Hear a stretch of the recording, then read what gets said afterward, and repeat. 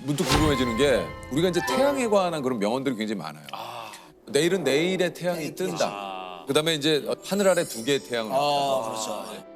요거 좀 과학적으로 설명이 가능합니까? 사실 굉장히 어려운 문장입니다. 예. 내일은 내일의 태양이 뜬다. 예. 그럼 내일을 어떻게 정의할 것인가를 봐야 되는데 네. 시간이라는 건 완전 상대적이에요.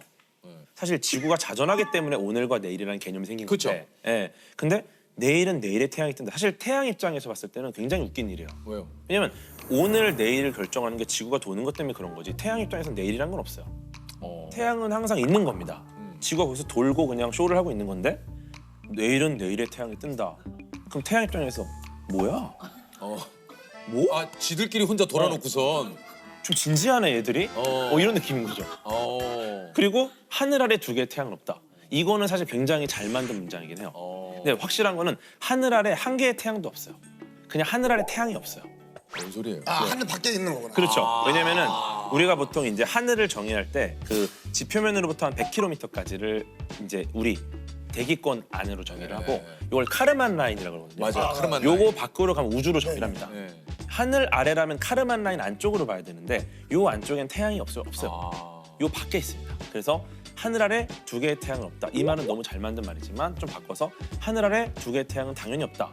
왜냐? 네. 하늘 밖에 있기 때문이다. 이렇게 가야 돼요. 아니 그 이제 세계적인 천문학자 칼 세이건이 이제 남긴 말인데 우리 행성은 우주의 어둠에 크게 둘러싸인 외로운 티끌 하나에 불과하다. 이게 이제 우주를 공부하다 보면 우리의 존재라는 게 참 너무 미미하다. 이런 생각이 좀 드실 때가 좀 맞아요. 있는지. 어떠세요? 막 너무 우리가 하찮게 느껴지거나 그런 게 있으세요? 그냥 생각지도 못했던 자연재해나 그런 사고들로 인해서 너무 나약하다. 생명을 잃거나 이런 거 보면 좀 힘이 쭉 빠지죠. 그러니까 네. 우리는 왜 이렇게 작고 보잘것없고 우리가 아무 힘도 없고 우리가 할 수 있는 거 아무것도 없고 너무 괴로운 거야 그 생각 자체가. 그래요, 맞아요. 그런데 다시 생각해 보면은 적어도 지금 현재 우리가 작고 보잘것없다라는 걸 알고 있는 건 오직 인간밖에 없어요. 맞아, 네. 맞아. 그 과정에서 우리 다른 생명체에 대해서 굉장한 배려와 애정과 사랑이 생기죠. 왜냐하면 우리가 너무 보잘것없으니까. 제가 굉장히 존경하는 천문학자가 평상시에 항상 하시던 말씀이 있어요. 너무나도 크고 광활한 이 우주에서 우리는 너무 외롭다는 거예요. 그 외로움을 버틸 유일한 방법은 사랑뿐이다. 네. 사랑이 없으면 우리는 못 버티는 거예요. 버틸 수 없어. 그건 맞아요. 맞아요. 그 사랑을 주고 위로를 주고 우리에게 힐링을 주는 거죠. 그게 바로 과학이라는 거죠. 보이저라는 탐사선이 있어요. 이게 인류가 만든 탐사선 중에 가장 멀리까지 가 있습니다. 그렇게 해서 탄생한 사진 한 장이 창백한 푸른 점이라는 사진이에요. 네. 정말 멋있게 딱 거기 푸른 점이 딱 찍혀 있어요. 이거를 보면은 우리가 얼마나 작은 존재인지 그리고 이걸 통해서 우리가 얼마나 주변에 있는 사람들을 더 아끼고 배려하고 사랑해야 되는지 이 점 위에서는 어떠한 철학도 어떠한 뭐 정치 성향도 남자 여자 뭐 부자고 가난하고 의미 없다. 그냥 한 도트밖에 안 되는 점 안에 살고 있는 똑같은 그냥 생명체다. 이거를 딱 보고 나면은 절대 누구에게도 무례하게 할 수 없어요. 왜냐면 우리는 정말 사랑받아야 되는 존재거든요. 모두가 이런 생각들을 해야 세상이 바뀔 수 있어요. 아니 그 궤도님이 우주뿐만 아니라 생활 밀착형 과학을 풀어내는데 좀 일가견이 그래요? 있어요. 그래서 연애 고민을 특히 과학적으로 요거 조금 기가 막히게 좀 상담을 해주신다 그래요. 기가 막히죠, 연애는. 우리 조셉의 꼴값을 굳이 우리 궤도가 좀 과학적으로 조금 분석을 한번 해봤다. 근데 감동 많이 받았어. 아 그래요? 예.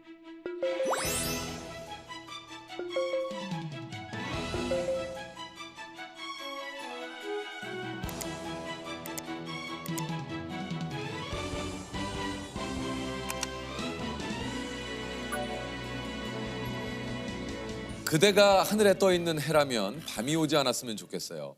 그대가 하늘에 떠 있는 달이라면 아침이 오지 않았으면 좋겠어요. 와, 이게 사실은 아마 우리 세호 형님께서 약간 그 사랑의 세레나데 느낌으로 쓰셨을 것 같잖아요. 네. 모든 분들이 그렇게 알고 계신데 이건 완전 과학시예요. 그래요? 네. 이거 모르실 수도 있어요. 네네네. 쓰셨지만. 쓴 사람이 네네. 모르는데 왜 이게 과학이라는 거예요? 그러니까 보세요. 하늘에 떠 있는 해, 요거는 아니라는 걸 아까 말씀드렸죠. 얘기했죠. 요 정도는 우리가 시적 허용으로 봐줍니다. 네. 근데 밤이 오지 않았으면 좋겠어요. 또 아침이 오지 않았으면 좋겠어요. 여기서 포인트가 뭐냐면은 사실 밤이 온다 아침이 온다가 해와 달이랑은 무관합니다. 왜냐하면은 아침이 오고 밤이 온다라는 거는 해가 아니라 지구의 자전 때문에 벌어지는 현상이에요. 그렇죠. 그쵸? 네네. 그럼 엄밀히 말하면은 밤이 오지 않았으면 좋겠다, 아침이 오지 않았으면 좋겠다. 이거는 자전이 멈춘 상황을 가정한 겁니다. 그렇죠? 이게 무슨 상황이냐면 지구의 자전이 멈추면 지금 관성 때문에 존재하는 모든 생명체는 다 튕겨져 나갈 겁니다. 죽죠. 다 사라지죠. 막 난리 떨어지잖아 나잖아. 지금. 저거보다 더 위험한 일이 일어나는 거야. 지구에 있는 모든 생명체가 거의 사라질 것 같은 상황이에요. 그 상황에서 다시 앞으로 돌아가. 수미상관. 그대가 하늘에 떠 있는 해, 그대가 하늘에 떠 있는 달이다. 내가 사랑하는 그대만 이 지구상에서 피신시킨 거죠. 네. 즉 이거는 아포칼립스 시대에 내가 사랑하는 오직 그녀만을 살리기 위해 그러니까 지 사랑을 위해서 다 죽이고. 야 이건 뭐 이게 기가 막힌 사랑의 세레나데네. Just for you네요. Just for 장난 you. 아니죠. 근데 문제는 야. 세호 형님도 갔어. 그렇지. 그래서 나는 죽어도 상관없어요. 나조차 죽어도 돼. 난 가도 돼요. 나도 가도 돼. 왜냐? 사랑하는 그녀만 살면 돼. 죽어도 그러니까 상관없어요. 자신의 생명을 바쳐 플러스 전 인류의 생명을 바쳐도 그녀를 살리고. 야 이분 아니 잘하시는 분이네. 최고죠. 네. 그러니까요. 그러니까 인류를 죽이고 너 하나 살렸다라는 얘기네요. 그렇죠. 대박이네. 야 이거 하나만 더 할까요? 예, 좋아요. 자, 미안하지만 네가 혼자 해결하지 못한 일들이 있었으면 좋겠어. 그러면 내 생각 조금은 하지 않을까? 이게 나오나요? 이게 좀 빈축을 가장 많이 샀어요. 와, 이거는 이거 비추 많이 샀어. 빈축 많이 샀어요. 이거를 왜 빈축 샀죠? 그냥 꼴보기 싫으니까. 이거를 이해 못하는 분들이 야 이거. 그래요? 그러니까 저를 부르셨어요. 야 이거 한번 풀어볼까요? 이게 단순히 생각하면 일상 용어들만 있기 때문에 몰라요. 전혀 모르겠어요. 이게 사실 굉장히 수학적인 시입니다. 네, 해결하지 못한 일들이 있었으면 좋겠어요. 네. 사실은 일반적으로 그렇지 않잖아요. 해결하지 못한 걸 좋아합니까? 해결한 걸 좋아합니까? 뭐 내 입장에서는 해결한 게 좋죠. 그렇죠. 그렇지 않은 집단이 있어요. 수학자. 네, 예전에 페르마의 마지막 정리라는 난제가 있어요. 들어봤어요. 네.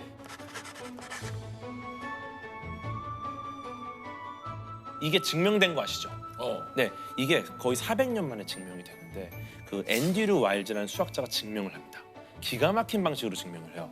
증명해서 해결을 했어요. 수학자들 좋아했을까요? 좋아하지 않았어요? 좋아하지 않았어요. 왜요? 내가 이 문제를 그렇게 즐거워하면서 풀고 있었는데 네가 해결해 버리니까 그럼 나는 이제 뭘 하냐? 나의 가장 애정하던 무언가를 뺏어가 버린 거야. 그래서 이제 수학자들 하버드 대학교에서 수학자들이 모여가지고 앞으로 절대 해결할 수 없는 수학계 난제를 한번 정해보자. 여기에 앤드류 와일즈 참여를 해요. 네. 그래서 7가지 난제를 찾아냅니다. 거기에 뭐 리만 가설, 뭐 푸엔카레 추측 막 이런 것들이 있어요. 일부러 또 그거를 모여셔가지고 네. 해결할 수 없는 걸 만들었어요. 이게 이제 밀레니엄 7대 난제라고 부르는 수학계 최대 난제예요. 근데 보세요. 그러면 내 생각 조금 하지 않을까? 이 시는 사람이 관점에 쓴 시가 아니에요. 내 생각을 하지 않을까? 난제의 관점입니다. 네, 보세요. 난제의 관점입니다. 네, 보세요. 이 시 쓰신 분은 무슨 소리가? 그렇죠. 아니 궤도 씨. 맞지 않습니까? 시를 쓰신 분.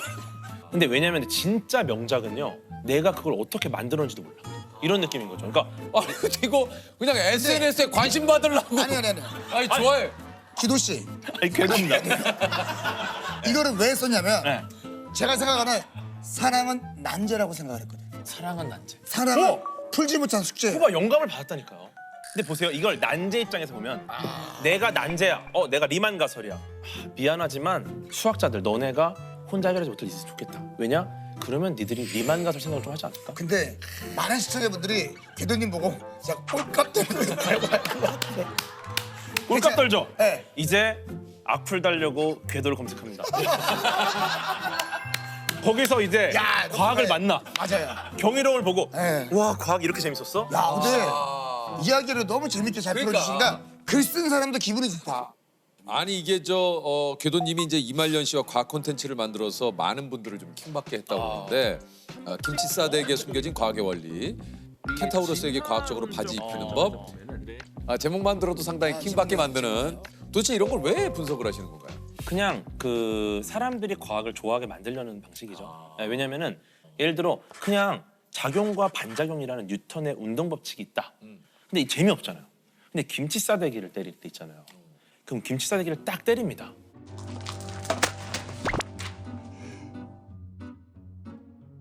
그럼 이때 사람들은 모두가 김치 싸대기를 맞은 사람을 애처롭게 봐요. 하지만 김치도 맞았어. 그러니까 제 입장에서는 김치도 애처롭게 봐야 되는 거야.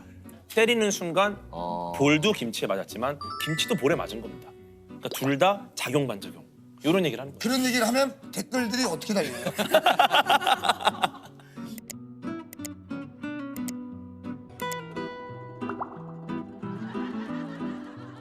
하다 이제 귀신까지 과학적으로 좀 분석을 하셨다. 아, 이게 지금 귀신이 과학적인 존재냐라는 거는 우리가 정의할 수 없습니다. 왜냐면은 그렇죠. 과학적인 존재가 아니거든요. 그런 상황인데 굳이 이걸 과학적으로 설명해보려는 시도를 했던 겁니다. 재미로. 근데 예를 들어 지방령이라는 친구들이 있어요. 병원이나 집이나 특정한 위치에 고정돼서 이제 공격을 하는 친구들. 과연 이들이 집이나 병원에 붙어 있을 수 있나? 기본적으로 우리는 중력의 영향을 받아 서 있습니다. 근데 귀신 날아다니죠. 그럼 중력의 영향을 안 받는다고 가정을 하는 거예요. 재밌는 건 이 지구가 시속 1300km 자전을 하거든요. 그럼 얘는 딱 집에 서 있었는데 있을 수 없다. 1시간 후에 1300km 떨어져 있는 나라에 가 있는 거야. 그죠? 근데 얘가 자전만 하느냐? 공전을 합니다. 근데 얘가 또 지구만 공전하느냐? 태양계 전체가 우리 은하를 중심으로 공전하고 있어요. 그러니까 지방령 입장에서는 내가 오늘 이 병원에서 말뚝을 받겠다라고 생각하는 순간 혼자 우주에 떠 있어요. 그러니까 중력의 영향을 받지 않기 때문에. 그렇죠. 우리는 받으니까 따라가는데 그러면 사실 귀신을 만났을 때는 무서울 게 전혀 없는 거예요. 왜냐면은 얘가 여기 서 있어. 이 본인이 중력의 영향을 안 받을 텐데 어떻게 지평자 표계로 본인의 몸을 고정하셨습니까?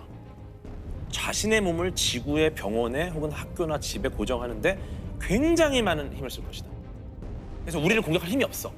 근데 반대로 얘네가 아닌데? 나 중력의 영향 받는데? 나 지구에 있는 현실세계 물리법칙 적용 받는데? 이러면 더 재밌죠. 그럼 내가 때리면 맞는다는 거야. 그러면은 이제 피지컬 싸움이에요. 이길만 해. 그럼 붙는 거고 아니다? 그럼 빠져야죠. 이야, 이 과학적으로 귀신의 어떤 존재에 대한. 그러면은 흔히들 우리가 가위 눌리잖아요. 네. 가위에 눌리는 게 누군가는 뭐 귀신이 누르는 거다 뭐 이런 얘기도 있고 실질적으로는 내가 몸이 피곤하기 때문에 그 잠든 상황에서 그 피곤함이 쭉 누르는 거다. 이것도 완전 과학이죠. 사실은 뭐 이게 뭐 정확히 논문으로 나온 내용은 아니지만 기본적으로 가위 눌림의 반대가 뭐라고 생각하세요? 가위 안 눌림. 가위 안 눌림. 그렇지 않아요. 그러니까 재밌는 게 가위 눌림의 반대를 저 궤도도 좀 당황하지 않았어요? 가위 안 들려. 아니 이게 왜냐면 너무 과학적인 사람과 너무 비과학적인 우리가 만나서. 재밌는 건 가위 눌림의 반대를 목류병으로 보고 있어요. 왜냐하면 목류병이 뇌에서 몸으로 보내는 신호가 있고 우리 몸이 그 신호를 받아 움직입니다. 근데 뇌가 지금 잠들어 있어요. 근데 목류병은 몸이 깬 거야. 그럼 어떻게 됩니까? 목류병 환자가 가장 많이 하는 행동이 뭐냐면 걷기예요. 그래요. 네, 왜냐면은 평소에 우리가 가장 많이 하는 행동이 그거기 때문에. 무서워. 그러니까 위에서 신호가 안 오니까 신호가 없어? 그럼 평소 하던 거 하자. 그래서 가장 많은 환자들이 냉장고 문을 열고 화장실로 가고. 네, 그게 이제 목류병인데 그럼 반대 개념은 뭐냐? 가위 눌림은 이제 몸이 깨지 않은 상태에서 뇌만 깹니다. 그럼 뇌가 신호를 줘요. 야, 일어나. 맞아. 근데 몸이 안 깊은 잠. 움직여요. 왜냐면은 몸이 그날 너무 피곤했기 때문에 못 깨는 거예요. 그래서 뇌가 신호를 주는데 몸이 안 일어나는데 이거는 뇌 입장에서 굉장히 이상한 현상입니다. 그러면 뇌는 어떻게 되냐? 이 현상을 해석하려고요.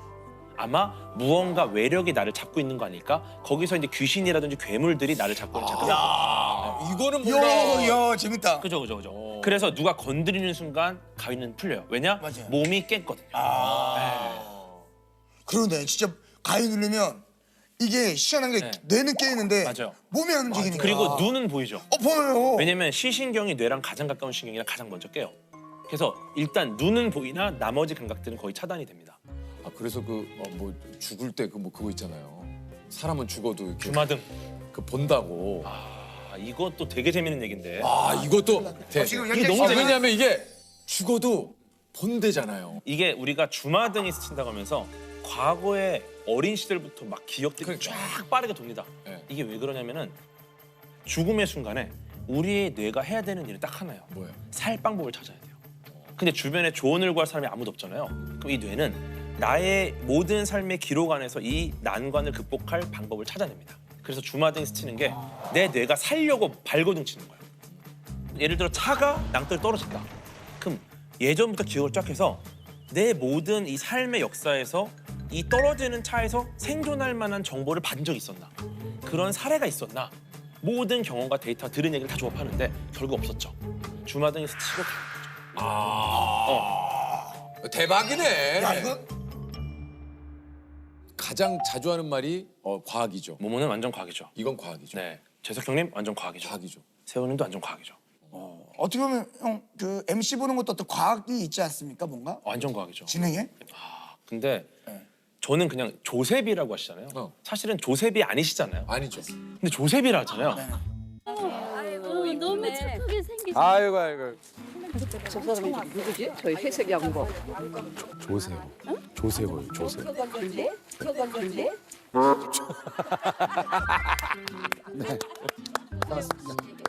예.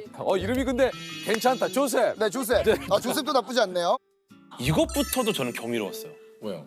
여기서 조셉이라고 하시는 거 자체가 조셉이라고 이름 붙은 수학자가 있어요.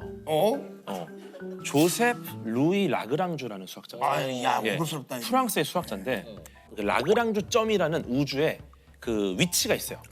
그 지점에 가면은 굉장히 안정적인 형태로 멈춰 있을 수가 있어요. 이 말은 뭐냐? 일단은 우리 재석 형님 굉장히 강렬한 카리스마로 사람들을 모아서 정말 막 엄청난 진행을 하시잖아요. 근데 이렇게 막 스타급의 막 빛나는 이런 분들만 있으면 안 돼. 빛나는 이런 분들만 있으면 안 돼. 세호 형님이 바닥을 이렇게 쫙 안정된 진행, 굉장히 안정된 진행. 이게 바로 조셉 루이 라그랑주에 시작된 거죠. 제도님이 안정된. 마지막에 실수하시네. 아니 이 나쁜 말이 아니에요. 나쁜 말 아니에요? 왜냐면 보세요. 그러니까 제가 제 바닥이란 말 때문에 좀 불편하신 거예요. 약간 뭐 오해할 수 있잖아요. 보세요. 아니야. 오해할 수 있잖아요. 바닥이라고 하면. 바닥을 과연 어떻게 정의하느냐? 바닥 상태라는 게 이제 물리학에 있어요. 아 좋다. 또 고급스럽다. 쉽게 말해 물리학에서 가장 안정적인 상태. 안정적인 상태. 제일 오래 가는 거예요. 이 방송계에서. 왜냐? 누구도 세호 형님을 흔들 수 없어. 바닥 상태거든. 근데 앞으로 조셉 이러지 말고 조셉 루이 라그랑주. 난리 난다. 난리 난다. 잘하시네. 모든 걸 과학으로 좀 생각하면 좀 피곤하지 않아요? 근데 이거는 사실은 전 질문을 좀 바꿔야 돼요. 어떻게? 왜 사람들은 모든 걸 과학으로 생각하지 않을까?